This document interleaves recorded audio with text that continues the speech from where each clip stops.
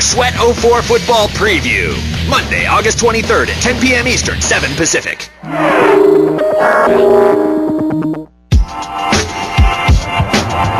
Next on G4 Tech TV, the Screensavers, followed by Cheat at 8 and Players at 8:30. Coming up tonight, we'll count down 10 of Kevin's most fascinating computer tips and tricks from the darker side of technology, including cracking and protecting Windows passwords. You'll learn how to stay anonymous while online, and we destroy media so it's virtually unrecoverable. From the Tech TV studios in San Francisco on this special edition Screensavers, it's Kevin's Top 10 Dark Tips.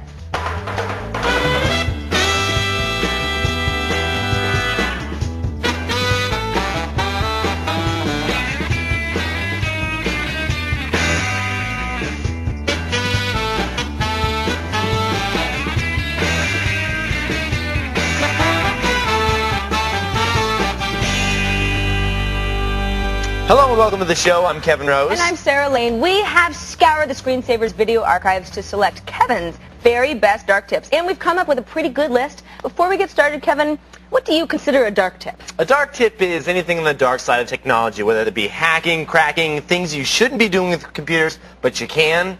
You know, not everything that we're showing today is dark. I've done some of the lighter dark tips. The gray tips. The gray tips. A little bit of everything. That's good. There is something for everybody in the show. Of course, there are PC tips and tricks, but in addition, we've got 2 very cool tweaks for your Xbox, and we'll show you a Wardriving tool for you Mac lovers. So, our countdown begins with the 10th best dark tip. Here's Kevin and Patrick with a free open source password manager called KeePass. Take a look at this here. This is KeePass, and it's different than your average little password vault, and I'll show you why. We'll create a new database here, and it's going to say, now, would you like to create a password here to secure all of your passwords, or you can secure it by using a disk right here. So we're going to say disk. Now, this may not make sense at first, but we're going to say F drive and click OK. So it is going to store all that information. I'm going to generate a random password with my mouse here. That's going to generate the password. You move this around. Creates a completely random password. It's going to store all that information onto my removable thumb drive. Right. So the password is on the removable thumb drive. Not the actual accounts, but the main password itself. So why this is cool is, let's say that you're leaving your house and you unplug your thumb drive from your computer. So I just take this out. Right. Instantly, all my passwords are securely locked on my desktop, but they don't go with me. So if I lose this, I'm still okay. But see what I'm saying there? So it's completely secure. I mean, basically, that's your key. You've turned your thumb drive into a physical key that locks down your digital passwords that are in the KeePass program on your computer. Exactly. Another thing it can do also is you can install the application directly onto that, and so you can run it from that if you take your passwords with you on the go from different friends' houses. If I lose this, right, or if I get rolled in Vegas and somebody takes this from me, right, will I ever be able to get back into KeePass again? The best thing to do is to normally back up. You can back up this key, burn it to a CD, and hide it somewhere in your house. Put it in a safety deposit box. Put it in a safety deposit box. Put it underneath the carpet somewhere. Just get rid of it. Get it out of sight. Right. So if somebody breaks in and steals your CPU, they're not going to have access to your passwords. That's cool. That's pretty cool. But let me show you the other cool thing it does. We've created a new entry here, and you'll see on the left-hand side, here's where you can store all your different passwords. We have email, internet, network. You can create new different entries if you want for different types of passwords. Here, let's just say this is my Yahoo password. I'm going to say username Kevin Rose.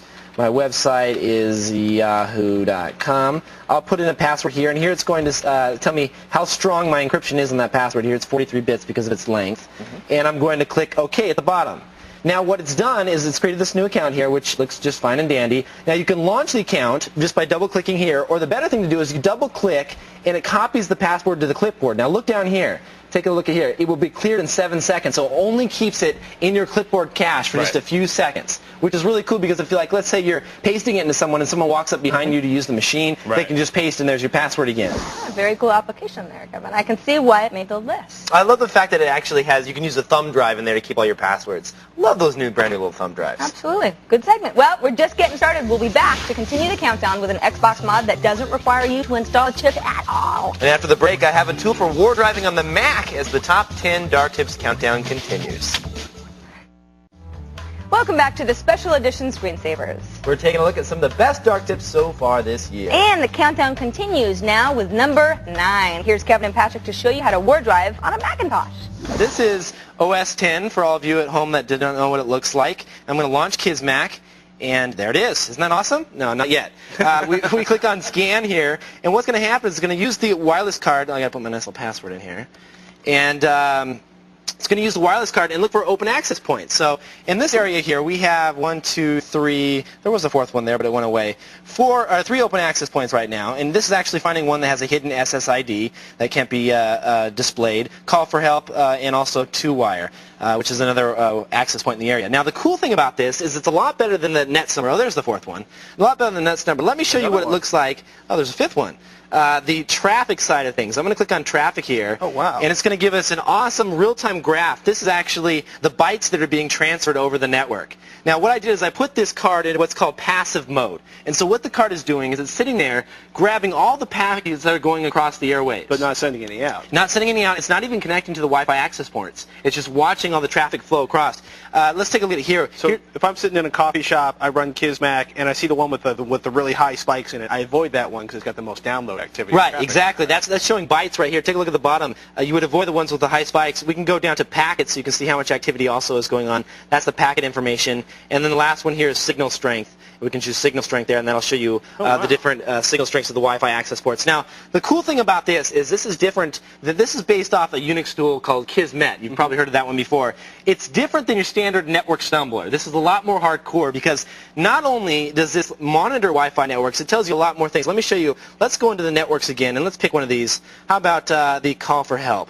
We'll double-click on that, and it's going to show you all of the people that are connected to the call for help router. And is that all their MAC addresses? This is all their MAC addresses of the people that are connected. And it'll also show you how much information they're transferring over the wire right now. And it will capture all that information. So let's say people are sending emails. I'll be able to watch people sending emails in real time as it's being captured over. I'm just capturing all Or if the somebody data. locks down their system later on, you'll have a MAC address that you can spoof later on. Exactly. Not that you would ever, or I would. No, we would never do that. But yeah, you could type in the MAC address. Also, on the left-hand side here, take a look. It'll tell you who the vendor is. Obviously, Linksys here, and also some information about it, what channel it's on, whether or not it's encrypted. It'll show you the key, whether it's been resolved. So let's go back to networks. Let me just go into one that's web encrypted. This one's web encrypted here. You can see the key is unresolved, but it's capturing the packets. And if we go into the network up here, let's take a look at the top, and then see this little tab here. It's called Crack.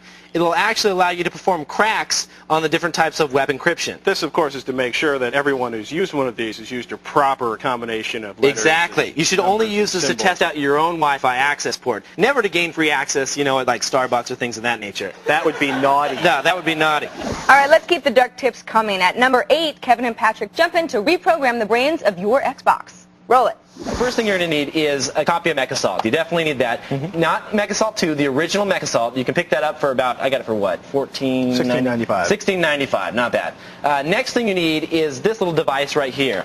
This is a Phantasy Star Online converter. That converts, it plugs right into your Xbox, and it's going to convert it to USB, so that if you take your controller like this and push it down right there, you have a USB port right on the end right there. Now this is for Phantasy Star Online. It's not supposed to be used for mounting your Xbox, but this is getting very like MacGyver. Like, you need a copy of MechAssault, a USB adapter, and 3 tea leaves and a bottle of J. And it's like, what? You do need some funky stuff. This one here, the cool thing is that you can order this adapter from Microsoft for free. Is if you tell them you own Phantasy Star Online, they'll send it to you for free. So you just go on that little web form. I have a link to it and all that good stuff. Next thing you need is a nice little thumb drive.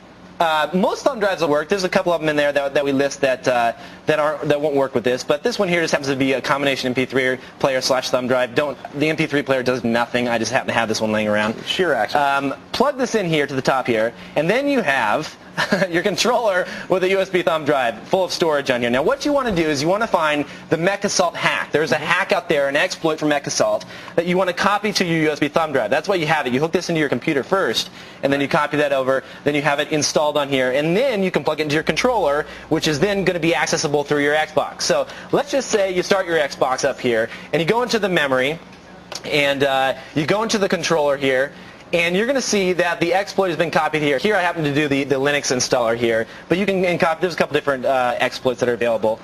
You find this offline. Go ahead. So did MechAssault? Did Microsoft like beat the people who developed MechAssault with a stick? That is a Microsoft game, so they beat themselves. Yes. Stick? Yes. That's so nice of them. It's MechAssault. There's also another one, 007, but they fixed it in later versions. So what you do here is select this game copy it over to your Xbox hard drive, just like you would any other game save. Once you've done that, then you can reboot the machine and put MechAssault in here. So I'm going to go ahead and open this up here. put MechAssault in, and it should launch here in just a second. It's going to launch MechAssault, and then it's going to see that new game save that has been saved to your hard drive, so that it's been copied over. No need, you don't really have to worry about the memory stick much longer after that. Here it goes right here, Microsoft Xbox, standard, unmodded. I disabled the mod chip in mine so that it would say the Microsoft logo still. And MechAssault's going to load right up, and then you go into the campaign option, and you'll notice that one of the saved games is called Run Linux. And once you run that, it is going to start Evolution X. And Evolution X is the replacement desktop. I'm going to take this out here so that I can boot into it, turn this off, cycle the power, and then we'll show you what Evolution X looks like. I'm going to simulate it here because I don't want to overwrite any of my files since mine's already been done. Right. We'll start it up here. It'll take you right into Evolution X. Now, Evolution X is, like I said, the replacement desktop. It gets rid of that whole green screen. You'll notice when this boots up here, you're not going to see the X2. That means that my mod chip is enabled and working. So here's Evolution X, and what this is going to allow you to do at this point, once you've gotten this far, is go into the system utilities and choose the settings. Now, you want to hook a LAN, hook this up to your network, plug it into your hub, and give it an internal IP address. Here I gave it 192.168.1.50, and then you're going to take your computer here, I have set up on our desktop here, and you're going to type in, give it another internal IP address. I put here 192.168.1.51, and that's the desktop computer that I'm using here. So once I set this up, I'll be able to talk to my Xbox. I can FTP right into my Xbox, cool, and then overwrite the files. Now this is completely without a mod chip. Right. The only reason mine had that is because I already have it installed. Right. So you copy those files over. There's another exploit that you need to copy over, a few different files. It's all in the article. There's several files that you need to acquire and copy over. Once you do that, you're going to have a modded Xbox, and then you'll be able to go back in. You'll be able to assign games. You can go into things like launch menu. Here's backed up games. You can see here that you can just select any game that you want. You've loaded these games. I've loaded these games. They don't magically appear. No, these don't just magically appear on your hard drive. These are games that I own that I actually put into the device and then backed them up. Now it's time to take a break, but don't worry, there's a lot more ahead. I have 3 quick dark tips for you, including how to instantly get a throwaway email address to sign up for internet offers. And after the break, you want to obliterate old data CDs or floppy disks so nobody can recover the data? You're going to learn how when our dark tip countdown continues.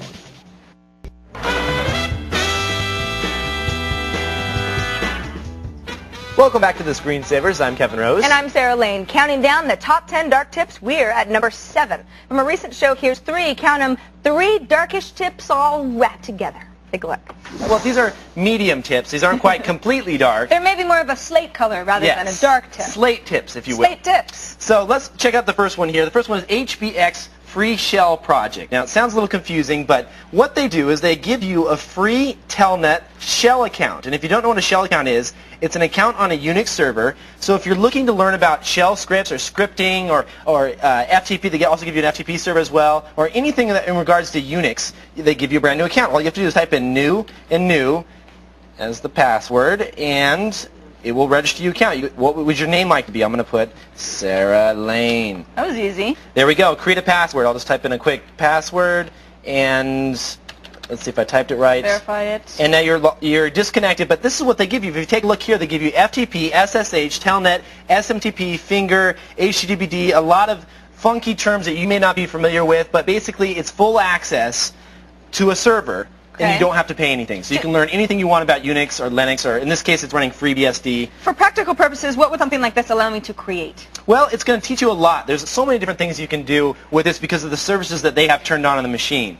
But for the most part, it's just learning about Unix and the different tools that are available. You can test exploits. They actually call this they encourage hacking to take place on these boxes as long as it's not done to harm anyone. Gotcha. So they want you to learn about hacking and learn about computer security, and it's a great way and it's completely free. Completely free, gotta love it. Yeah, it's pretty cool. What's the next one? Next tip is called Dodge It. Now, if you've ever been out there, if you've been surfing on the web and looking to download something, and it asks you for your email address, and you're thinking, I don't want to give my email address away just because they might be sending me spam. You never know, what they're going to send you. The more times you give out your email address, the more crap you always got. Exactly. So in this case, if you need to get an email, like say to download something, you just give them an @dodgeit.com address. You can just make up anything on the fly. You don't have to have an account at dodgeit.com. You can just say Sarah@dodgeit.com. And you type that in, and then they're going to send you that email that you need to download the link or to register or complete your registration. And then to check your mail, all you do is type in Sarah@dodgeit.com and click on check mail. No password required. You don't need it. Now, it's not going to allow you to send mail. It's just a check mail. You don't need a password whatsoever, and you can click on that, and it'll just tell you exactly what you need and give you the links that you need. Okay, so for example, a lot of programs, they'll say, you want to download this program, that's fine, you've done all the steps, now we're going to send a verification link to your email that you have to click on, and I always don't really want to give them my email. This is the way to do it, and you're off scot-free. It's cool. It's really cool, and it's completely free as well. The last one I want to show you is called Outbreak. This is a lot of fun. This is a game that was created to help you learn about viruses, computer security, intrusion detection. Let me show you how it works. We're going to click on Setup Network. You're going to say, you can give your company name. I'm IT Joe. This just looks like something you would like. Oh, it's great. I have 1,000 to 5,000 employees, a security staff of 6 to 9. I'm going to click on Deploy. This is Kevin's dream. Now, set up your network defenses. Now, what do you want to do? I'm going to launch, first thing I'm going to do is an antivirus. Yeah. So I deploy my antivirus to the network, and now I'm going to launch, it looks like there's some viruses. Well, let's fight the virus. Let's fight them. I'm going to fight the blaster virus. And now it says it's going to try to apply the patches. The virus has been detected. Let's fight the virus. I'm going to do a patch here. Now look in the lower left-hand corner. You can see how much money this is costing my company and the kind of damages that are happening. So you want to be the best little IT guy you Look can at this. be, right? 150 infections. On the right-hand side, there's a little telephone that's ringing like crazy because people are calling me. I'm going to issue the patch. I don't know. This is becoming very unfun. It's fun. No, it's cool because you this get looks like a hassle. You get to play like a big grown-up IT guy or something like that. So you can do this at work. You can come home and play your virtual IT game. Exactly. Wow. Isn't that awesome? Tons of fun. Very good tools there. How do you come up with that stuff? Well, there's just 3 of them I had laying around, and they didn't fill up an entire segment, so I want to group them all together and put them in. Fair enough. Moving along at number 6 in our top 10 dark tips countdown, it's time to look at some great ways to permanently get rid of data. Take a look. The first one here is the Fellows CD shredder with basket. Somebody was shredding paper. Yes, well, it doesn't do crosscut. That's the only problem. That's the one downside of this is that if you're going to be shredding any type of documents that aren't CDs, you're not going to get that crosscut effect. But it does a great job at shredding CDs. Doesn't even stress the motor. I like this one. It's good for shredding CDs. So when you say it doesn't crosscut, that means it doesn't have little tiny pieces of CD. It has long, skinny pieces of CD. That's not a big deal for CDs, but when we're talking about documents and things like that, you always want the crosscut. It's actually I've seen where people have had taped them back together. Yeah, that's not people with a lot of angry people with a lot of time. What's that? This is the Fellows PS70. How much does this giant thing cost? That thing is $170. Pricey, but fabulous. This one here, the Royal MD100. We really like this one. Let's turn the power on here first. Get it going. There we go. Oh, maybe we don't like this one so much. Is it still plugged in? Is it plugged in? You got it, Pat? It's still plugged in. Is it jammed? It was working. Well, let's get past that. Yeah. This one. Oh, you know what it is right now? There we go. There we go. There it goes. Okay. The drawer has to be shut so you don't somehow get your finger stuck up inside there. That would be bad. So this one, not only does it shred, show me inside there.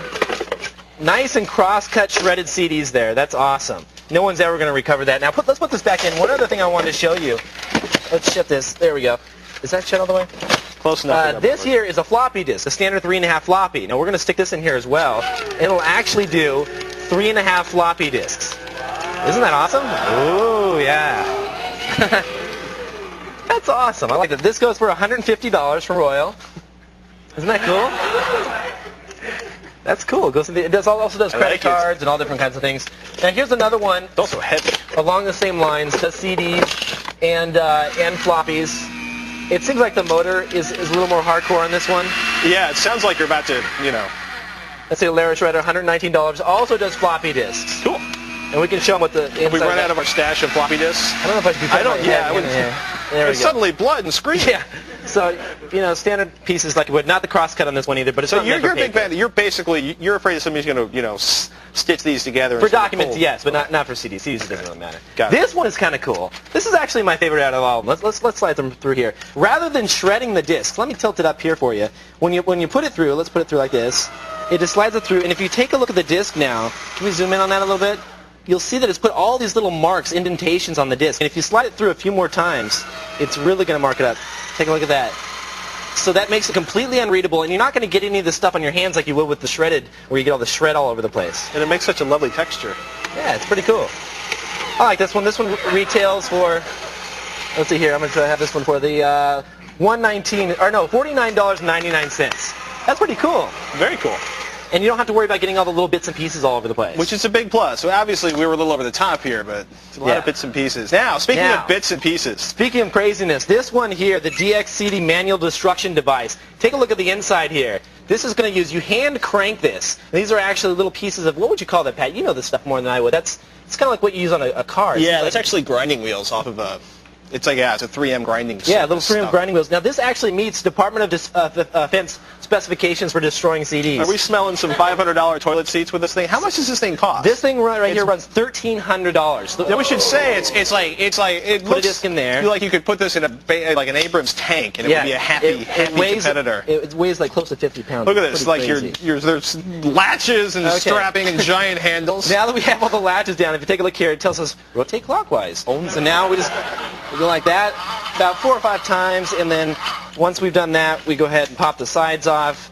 Like anyone would go through this much trouble just to destroy one CD. It's procedure, son! Now, as you can see, it started to grind the top of the disc off, and you actually get all these particles. So this is more like, not just destruction, but sort of an anger therapy kind of thing. It totally goes to the inside of the CD there. I'd say that's probably toasted. Yeah, and you can do this a few more times to get a little more. And it puts all this glitter for the clubbers out there that want to, it gets you all glittery. Now, if you don't have the time to do any of this, or you don't want to buy any of these, this one I like the best, though. We have one other alternative here. It is the microwave oven. Yeah! Now, remember, kids, don't put metallic objects in the microwave oven. Don't put the cat in the microwave oven. Don't put your little sister or your little brother in the microwave oven. These are bad things that can result in death, destruction, or at least melting the surface or cracking the ceramic at the base, which will get you in trouble with mom and dad. Remember, don't do this. Now, that being said, it's a lot of fun. Take a look inside here. We have a couple discs already inside, ready to go. I'm going to shut the side here. I like to choose the either popcorn mode, and we just do like 10 seconds here, and then we hit start. Now watch the discs inside here. You'll see them. There we go. Yeah. And now once we've done that, we open up, and they're nice and done. A little bit hot, so you got to be careful. And take a look at the disc there. Completely destroyed. Isn't that nice? And flip that over? Yeah. The data's destroyed, and you can use it as a Christmas decoration or a fabulous retro thing. Like a nice Christmas ornament or something like that, doesn't it? Someone's going to have to work awfully hard to recover data off that media. That was probably my favorite dark tip. Anytime I can get to blow stuff up or destroy media, it's always a lot of fun. Boys. We'll be back with great ways to stay anonymous online. And after the break, do you miss playing your old arcade games? Well, now you can play them on your Xbox. We'll show you how when the Dark Tip Countdown continues. Welcome back to the Screensavers. I'm Kevin Rose. And I'm Sarah Lane. This is a special edition Screensavers. We have for you today some of the best dark tips in recent memory. Right, Kevin? Yeah, it's pretty cool because I get all these emails all the time. I missed one of your dark tips. Can you revisit these? This is a great way we can package them all together into one great show. There you go. Coming up in this half hour, it's a professional hacker's Linux assault kit. And I'll show you how to stay anonymous online with internet proxies. Plus, stick around to see the #1 dark tip. Here's a hint. It's about lost passwords. But let's pick it up now with number 5 on our countdown. Here's how to play those old arcade games on your Xbox. Now remember, that's if you already own the games. That's right. Roll it. MAME stands for Multiple Arcade Machine Emulator, and it's going to allow you to run old school Nintendo games, arcade games, over 4,600 games in total, right off your Xbox. Very cool. Yeah, so let's get started. Let me show you. The first step is to actually launch the Xbox and connect to Evolution X. Now, Evolution X is the desktop replacement, and it's going to allow you to give you FTP access to the machine. I'll show you here. I'll go into the system settings and then into the settings here. And here's the IP address that I want to connect to. So I'm going to, on my desktop machine, I'm going to fire up, I use Smart FTP. This is one of my favorite FTP clients here on the desktop. So all these files right here, these are all my local browser. These are the games that I own, that I've downloaded. Different types of games, Rambo 3, Rampage. You bought all the ROMs for these. Yeah, I mean, you can go out and, well, if you have old school Nintendo games, you can back up all the ROMs yourself. That's cool. So, yeah, there's so many different ways to get the ROM files. What you do here is you connect to the Xbox, and actually on the lower screen here, this F drive, you see F drive, applications, MAME on X. This is actually, I'm browsing through my Xbox. I just FTP'd into it. Cool. So what you do is you drag and drop the application on there, and then click on the ROMs, and this is where all your ROM files go. You just drag and drop the ROMs right on there. And then once you do that, you're good to go. You've copied over all the files, and you're ready to launch it. So then you go back to your Xbox here, and I'll go into the launch menu, and applications, and here is, you'll see it appears right there the second you install it, MAME on X. So we'll click launch. That's going to launch the program within your Xbox, and you'll see it come up here in just a second. And there it is, MAME on X. So now it says insert coin, but really just press a button. And here are all the games that I have, all the ROMs that I have installed.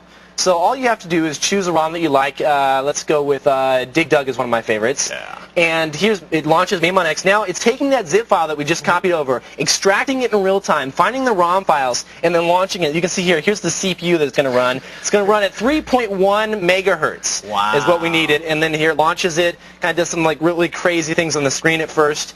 And then essentially this is emulating all the hardware that would have been in a stand-up arcade machine. exactly, it's turning this Xbox into that stand-up arcade machine. So here's Dig Dug. We'll go ahead and insert a coin. Let's see here. There we go. Got a couple credits. There it is. You remember Dig Dug? Dig Dug was a lot of fun. Yeah. It's amazing. So, I mean, it's the exact game just like you played it, but this time I'm using the Xbox controller. And let's see if I can... I mean, same arcade game. Now, all you have to do is, if you want, is the start and back button on your controller. If you hit those two buttons, it's going to exit the game and then take you back to your list again. So I understand the novelty, but do you really like playing those old games? I do. You got to love the old Mario Brothers or the old Tecmo Bowl, as long as it's not Tetris. What? We'll be back with more great dark tips, including a look at how professional hackers can assault your computer. And after the break, it's around the world in 80 hops. I'm talking about how to move your computer from Egypt to LA in seconds when the Screensaver's Dark Tip Top 10 Countdown continues. No Tetris? No Tetris. Welcome back to this special Dark Tip edition of the Screensaver. Now, there are many reasons why you would want to stay anonymous when you're online. That's true. And at number 4 in our Dark Tip Countdown, here's Kevin and Leo and a tool to help you stay a bit safer online. Take a look. If you want to stay anonymous online, Anonymous. you could take a tip from a hacker and connect through anonymous proxy servers. That's what they do. Anonymizer we've talked about before. That's how that works. Yep. Here to show us a new app to do that, Mr. D-Tip himself, Kevin Ringtone Rose. Yes. This is a freeware, shareware This is a commercial. shareware program, and it's, Steganos. yes, Steganos Internet Anonym. Anonym. Really cool application.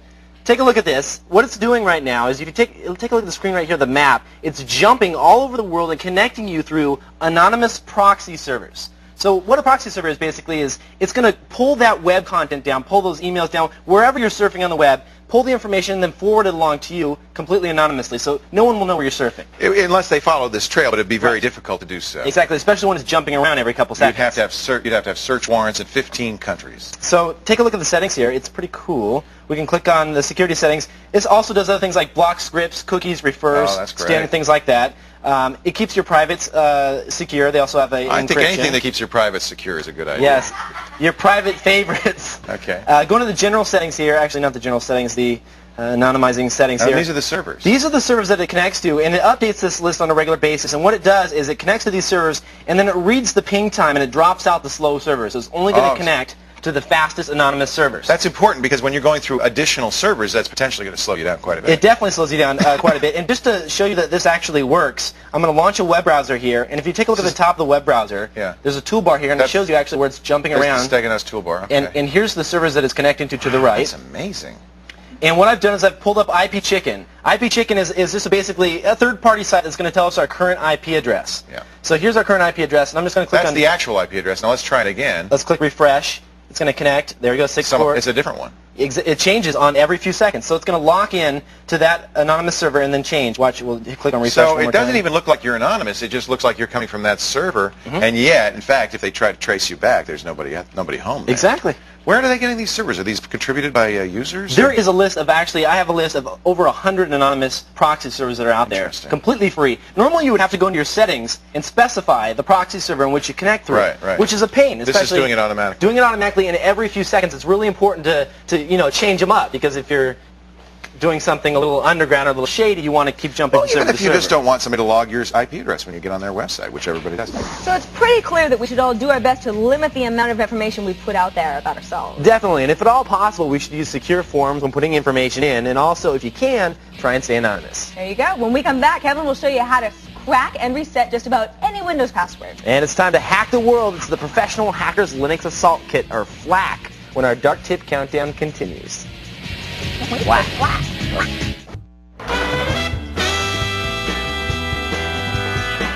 Welcome back to this special edition Screensavers. We're taking a look at some of the best dark tips in recent memory, and we're counting down the top 10. I can't believe we're already at number 3. Here's Kevin and Patrick demonstrating a Linux distribution that will allow you to hack the world. This is called FLAC, and it stands for the Professional Hackers Linux Assault Kit. Yes, step away. Be very afraid. This is actually really cool because you don't need a laptop, you don't need a desktop. You take this little disk wherever you go, and you can just put it in a machine, like you said, boot from it, and you're running a full distro of Linux with just a ton of tools to choose from.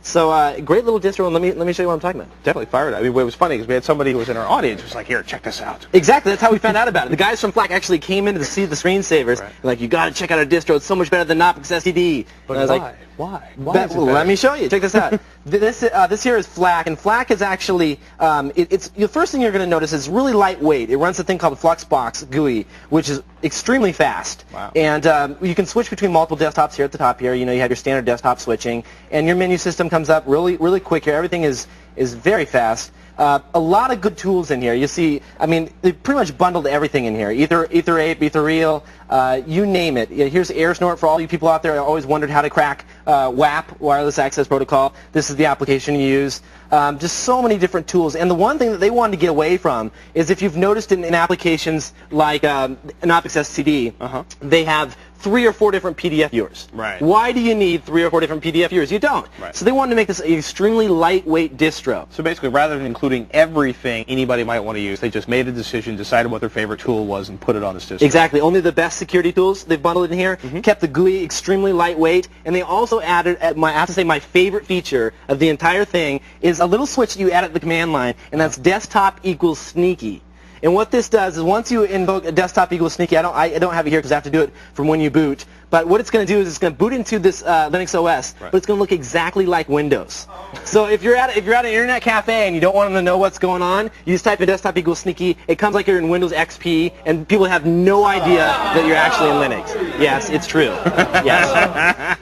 It's a fun little distro. These guys are having a lot of fun with it. Nobody claims this is the end-all distro, but it's just it's a great little solid distro to have fun with. It's another one to try. Free? Completely free. Download it, burn it like you would any other ISO using Nero or Easy CD Creator, and you put it in your drive, boot from it, and you don't have to install Linux or mess with any type of drivers. All that's detected because it's based on that Knoppix, or like we've talked about and shown before.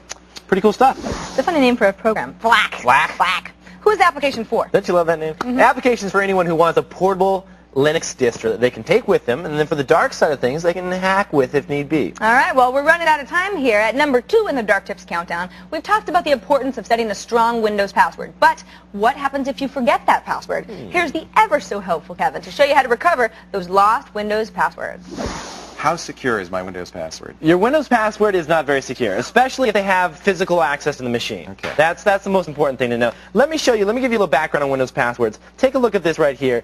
I've launched the command shell, and this is your Windows System 32 config directory. Okay. This is where Windows passwords are stored. They're stored right inside here. If we do a dir, you're going to see a file here called the SAM. That SAM file stores all of your encrypted, Windows passwords are actually stored as encrypted hash marks within the SAM file. Right. So that file is the one that you need to protect, or in case of cracking it, you would need to get the hashes from that SAM file. So what you're going to do is, let's say you're locked out of your machine. You don't have access to it. Right. First step is you're going to fire up a copy of this program here. Let me just tab over here. This is called NT Password. We've recommended this before on the show. Is this free, or is this one of those completely expensive free. ones? Okay. No, it's completely free. It's a Linux bootable CD. You burn it this is just a like good an one. ISO. Yeah. And all you have to do So is you boot into the CD. You boot into the CD, and I'll go through the options here really quick. You select the directory where they're stored. There it shows that there's the SAM file. You click OK to crack the SAM. You can say edit the password. Choose one here. Hit OK. Say which account do you want to edit? Well, the administrator account is 01F4. We're going to hit enter here. It's going to say, would you like to do the administrator account? We'll say yes.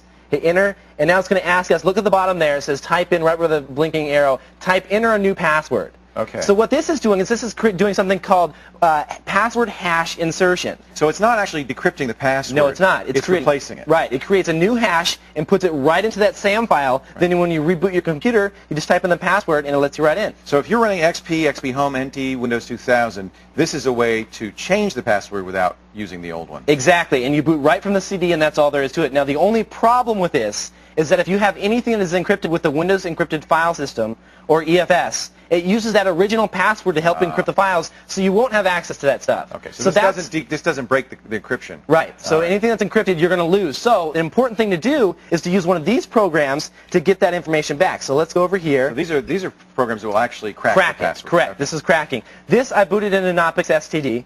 that is running a program called Linux NTFS. By default, that's running. By the way, this was the bootable CD version of Linux that we were talking about. Exactly. So you're going to see here, I just put that CD in, and then here is the Windows System 32 config directory again, and here's those files. Let's see here. Actually, I'm not in that. I have it down here. Here's the Windows System 32 config directory. There's and the SAM file. Here's the SAM file right there. All we're going to do is take that file and copy that SAM file to like a little USB thumb drive. Okay. We'll take that file, and also you want to get one other file called the system file. You copy those both to a USB thumb drive, and then you take those back to a Windows box that's running. So you could probably put it on a floppy too. No, they're too big for a floppy. Too big for a floppy. So it's a zip disk or a USB drive. Exactly. Right. So now we're going to go back to our original Windows box, and now assuming that we already have those on a nice little USB thumb drive, we're going to fire up a program called SAM Inside. Now what SAM Inside is going to do is it's going to go inside that SAM file and extract all the hashes. You can see the hashes off here to the right. This is actually what a Windows hash looks like. So why did you use Knoppix? Is that because you can't copy the SAM file in any other way? Well, there's no way to get into NTFS, because NTFS you can't just boot from a DOS boot disk to get to that file. Okay. And Knoppix reads those files. It runs an application that is built in called Linux NTFS. Got it. That allows you to read the NTFS partitions. Exactly. Right. So here's the hashes right here, and once you have the hashes, you can just dump those out. Open up a program. This one here is called Loftcrack. We've talked about this in the past, or actually it's now called LC4. And you run a brute force and dictionary attack against those hash marks. Now, what's a brute force attack? A brute force is basically, well, the first thing it does is it looks for common words that are used in a dictionary. It has a nice little size dictionary built in. So it just tries every password in the dictionary, basically. Right. Now, it's not attempting to crack the hash, but match the hash. It's generating hashes to try and match it. So it knows how the hash is done. Exactly. Right. So it tries to match the hash. If it can't do that through the dictionary, if you're not using a word, like your password is not like just like pigeon or something that would be found in a dictionary. Which is why it should never be a dictionary word. Exactly, because it's really easy to crack. You do that in seconds. Then it's going to go up to the brute force, and brute force is just nothing but random characters. It's going to use random numbers and letters, but it tries millions of these every second with a fast processor. So that's why a long password with a random sequence of letters, numbers, and punctuation, and uppercase and lowercase, is going to be much harder to crack. Exactly, and also a password that there's two different types of hashes: LM hashes and NT hashes. LM hashes are called LAN manager hashes. Those were nasty. Those were terrible. They're terrible because they were all uppercase, yes. and they were treated as 2 7-character passwords, so they were really easy to break. Right. So, but the sad thing is Windows still stores passwords as LM hashes for authenticating with old machines, like 95, 98. Right. So the best thing to do is there's a registry edit that you can do that will eliminate all the LM hashes. And I actually have that in the article that I'm putting. So that will help you security right away. That will help you security right away. You want to do it because you only want to store these as the NT hashes. Yeah, you want the upper lowercase and you want long and So this is the other way to actually break it. Now once you have, the final password will be displayed on the screen once it has cracked it, and then you can log in and get all those encrypted files that you had. So 2 different methods of getting your password, either password hash insertion, which is resetting the password, or cracking the password so that you can get to your original encrypted documents. This may not, there's no guarantee this will work. This could take a long time. It could take a long time depending on, especially if you're not storing LM hashes, if it's just NT hashes. When we come back, it's time for the #1 dark tip and some final thoughts when the Screensaver's Top 10 Dark Tip Countdown continues. Welcome back to the special edition Screensavers. This is the reason you have a countdown, so you can get to #1. And #1 almost didn't make it on the show because it captures and cracks almost any type of password. But we live on the edge, don't we? We do. It's an application called Cain Able, and here's Kevin to show it to you and to fill you in on how to protect yourself from someone using it against you. Cain captures the passwords and Able cracks them. So let's take a look at it here. Here it's running, and the first thing you're going to notice is that it's going to find things that are stored on the local computer. Here is any type of web-based passwords that have been stored locally that you might have. And now we're going to click on the network feature here, and this is where it really gets cool. It'll allow you to browse all of your local work groups right here. You can basically click on any work group that you want, and it's going to show you what type of servers you have, whether Apple servers, you have dial-in servers, domain servers. It's basically like a fingerprinting tool. So it's going to go around and monitor all the traffic that's coming across the network and fingerprint and tell you what is on the network. Also, this here, the sniffer, if we click on the sniffer tab and right-click and choose Scan MAC Addresses, and we're going to scan for a whole range of different MAC addresses here. You can see these are all the different machines and computers and routers and switches that we have on the network. And it's also going to tell you what ARP cache poisonings they're vulnerable to. So it's going to scan and let you know if there's any different types of holes or different types of ways that you can receive the traffic by using a thing called ARP cache poisoning. Also, let me go ahead and just cancel these out here. If we take a look at the bottom here, this is where it gets pretty crazy. This ARP tab right here, if you're not familiar with this, there's a thing called ARP cache poisoning that allows you to poison someone's ARP cache. And ARP is basically just what ties MAC addresses to IP addresses. If you are somehow able to poison the ARP cache, you can then start receiving packets of information that you wouldn't normally be able to receive. Things like switches and things like that normally block that type of traffic because they send it to all the different computers on the network. Right. But in this case, you would be able to receive all the different packets of information just by poisoning the ARP cache. And once you do that, if you click on the password tab here, take a look at this here. These are all the different types of passwords that it captures. FTP, HTTP, IMAP for all your different types of mail passwords, SMB, your different types of shares, Telnet. I mean, the list goes on and on and on. If I captured a SSH password, an encrypted Telnet password, would it then crack it? Well, it will perform, there's an entire engine that's dedicated to nothing but different types of brute force attacks. Okay. It will capture and it will crack, or attempt to crack, all the different types of passwords that are listed here. Can't guarantee it would, but it would try. Can't guarantee. If they set a pretty strong password, you know, and use Right. special characters, things like that, I mean, it could take years Right. to crack certain types of passwords. But this has the capabilities to do so. Also, different types of things here. This is the cracking machine, the engine right here. This shows you the different types of things it cracks. LM and NTLM hashes. Those, of course, are Windows hashes. PWL files are like the 98 Windows passwords, things like that. Cisco boxes. I mean, you name it, MSN hashes. This is basically an all-in-one utility. This is the first I've seen like that that pretty much has everything all built into one little package. I'm impressed by the polish of it. I mean, it doesn't look like your typical hacker tool. I mean, it's got tabs and everything. Well, they're not coming off like that. They're positioning this as being something like an actual commercial tool that they might one day sell. But it's free now. It's free now. It's completely free now. And it's at a big company that's making this? Patrick has a question with his hand up. Is this Yes, sounds like a Patrick. strong reminder for everybody to, as the table falls apart around me, use this basically numbers and letters and punctuation, non-dictionary words, non-sequential numbers, because otherwise anybody who can have access to any Ethernet network is going to be able to crack my home passwords, my email passwords, my bank login passwords. One of the nice things about this, like you mentioned, Pat, and also things like other applications we've shown like LoftCrack, the great thing about this is actually a tool that you can use to see how secure your passwords are. This hour blew by and we're practically out of time. So do you have any final thoughts on the dark tips, Kevin? Well, you know, we're always joking around about the dark tips, but you have to be careful when using these. Some of these are very tame, and others can be used to cause a lot of damage. There you go. The voice of reason has spoken. That's it for this special Top 10 Dark Tip edition of the Screensavers. I'm Sarah Lane. And I'm Kevin Rose. Thanks to Patrick, Leo, and especially you, Sarah, for co-hosting with me. Well, it was very fun. I learned a lot about dark tips and how to stay safe. Thanks to you for joining us. We'll see you next time. Good night.